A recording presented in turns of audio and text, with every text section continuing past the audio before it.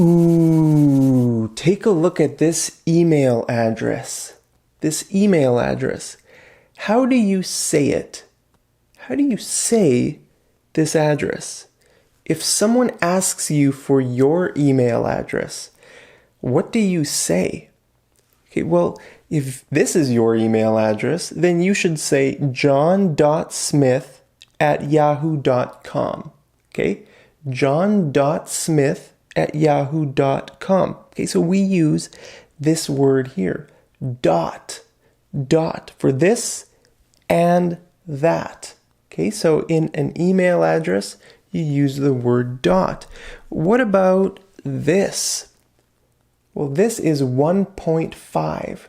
1.5. So with numbers, we use point if it's a number, and with writing, like with letters and other characters, we would use the word dot. Okay, so if it's an email address, you say dot.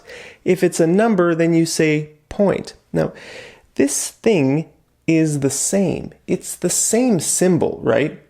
The difference is that in English writing, we call it a period, and in numbers, we call it a decimal.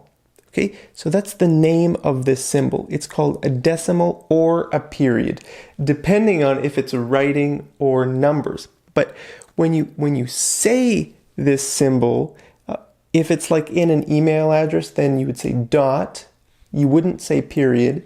And if it's in numbers, you would say point, not decimal. Okay, does that make sense? It's a little bit confusing, right? Look at this. A.B.C.D. Okay, so with this, we would use the word dot. Okay, but look at this number. We would say 1.2.3.4. Okay, now, in some English dialects, it might be different, but I think most people here in Canada and the US would say point for this and dot for this. Okay, now what about this? How would you say this? It has a combination of letters and numbers, right? Well, I don't know, it's your choice. I would probably say V.1.4, maybe, or maybe V.1.4. Actually, I don't know. It will be clear, to the person you're talking to, what you mean. Really, it doesn't really matter, but it's just, you want to be natural when you speak English, right? So when you see letters like this, you should use dot, and when you see numbers, you should say point, and if you see something like this, it's your choice, whatever you want. Okay, now, sometimes you might hear teachers tell their students, remember to dot your I's. Remember to dot your I's. This here is a dot for a lowercase I, right? Lowercase means small, not capital. Capital, lowercase, right? So this is called a dot, right? Sometimes children might forget to dot their I's when they're writing. So the teacher will say, hey, remember to dot your I's. Okay, now take a look at this. Is that a dot or a point? Like if you just see a random thing on a piece of paper, right? I mean, we don't know. Is it a dot? There are no letters, there are no numbers to give us some context, right? So what is it? Well, you could just call it a mark.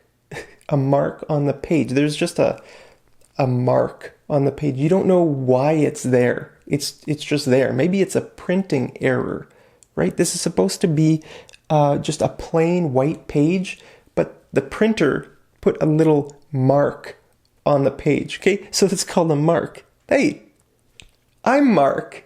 My name is Mark. That's crazy. That's me. There's me right there.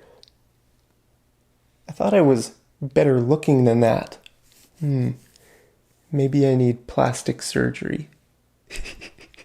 Now, this might be just a speck of dust. It might just be a speck of dust, right? right? Then you can just blow it off, right? It might not be actually ink. It might not be ink on the paper. It might be something else. It might be like a little, I don't know, like maybe like a little spider. It might be like a little spider or something, right? So you just blow it off. But it might be a speck of dust. Okay. Now look at this sentence, right? My name is Mark. Okay. What is this here at the end of the sentence? Well, this is a period. Okay, so if we're reading the sentence, we don't say this, right? This just shows that the sentence is coming to an end. The sentence is finished, and the next sentence is going to start, right? So it's called a period, but in British English, it's called a full stop. Okay, so a lot of people here in Canada are coming from India, Pakistan. We've got a big population here from like India and Pakistan or other countries that use British English. Okay, they say full stop, but I mean, we don't say that here in Canada or the US. Okay, we say period. So if you say full stop here in Canada, people won't understand you. So you should say period. Now, the reason I know this is because a lot of my students from places like India and Pakistan, they always say full stop. But, I know it, right? But a lot of people, they won't know what you're talking about. So you should use this word here, period, to describe this. Okay. Now, look at this animal. It's a cheetah. It's a cheetah, right? What are those things called? Are they dots? No, they are spots. Spots. Okay, so on most animals, like things like that are called spots. Cheetahs are spotted, leopards are spotted, maybe a caterpillar or a butterfly or other insects or fish, right? A spotted fish.